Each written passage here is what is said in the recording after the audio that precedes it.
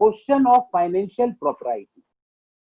आप देखिए प्रधानमंत्री कार्यालय के जो हमने आपको प्रेस रिलीज दिखाई, उसमें साफ लिखा हुआ 2000 करोड़ रुपए से 50,000 वेंटिलेटर। तो प्रत्येक वेंटिलेटर कितने का हुआ?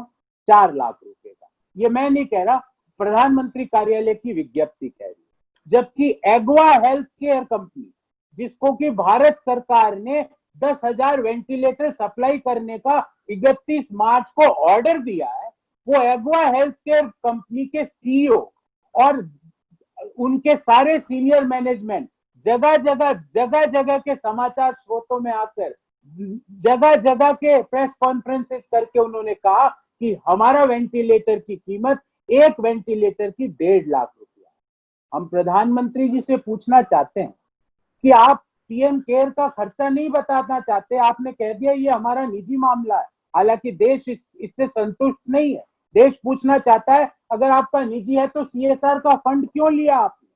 क्यों कंपनियों से सीएसआर का पैसा ले लिया आपने अगर आपका निजी मामला था?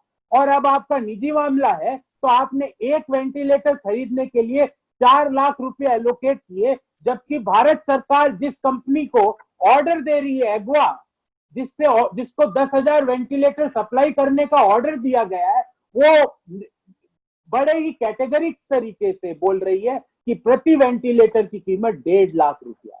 हम ये जानना चाहते हैं कि ये 2.5 लाख रुपया प्रति वेंटिलेटर जो आपने ज्यादा आवंटित किया है पीएम केयर का पैसा, वो कहाँ गया? तो गौरव वल्लभ जी कांग्रेस पार्टी के प्रवक्ता हैं, बड़े ही दिग्गज प्रवक्ता हैं और बहुत ही सर्वज्ञानी बनते हैं, पर क्या करें, जनता को गुमराह करने का जब लालच इनके सर पर चढ़ जाता है तो ये कुछ भी बोलते हैं और अपना होमवर्क भी ढंग से नहीं करते।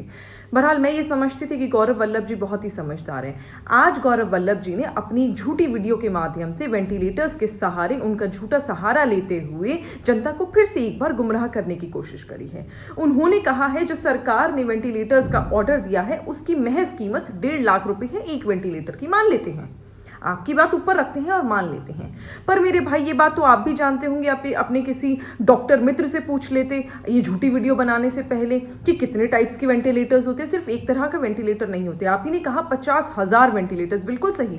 जब 50,000 वेंटिलेटर्स हिंदुस्तान के लिए आ रहे हैं, हिंदुस्तान ने ऑर्डर दिया है, सरकार ने ऑर्डर दिया है, तो जाहिर सी बात है कि एक तरह के वेंटिलेटर्स नहीं होंगे।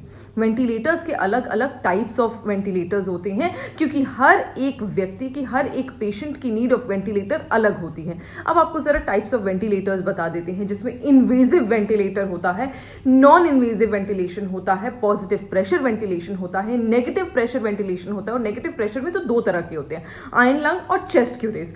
एंडोट्रेशियल इंट्यूबेशन होता है, ट्रैकियोस्टोमी होता है। ये तो अलग अलग तरह के बीपैप हो गया, एपैप हो गया, बाईपैप हो गया, सीपैप हो गया, अलग तरह के वेंटिलेटर्स होते हैं। अब आ जाते हैं इनकी कीमतों के बारे में बात करने की।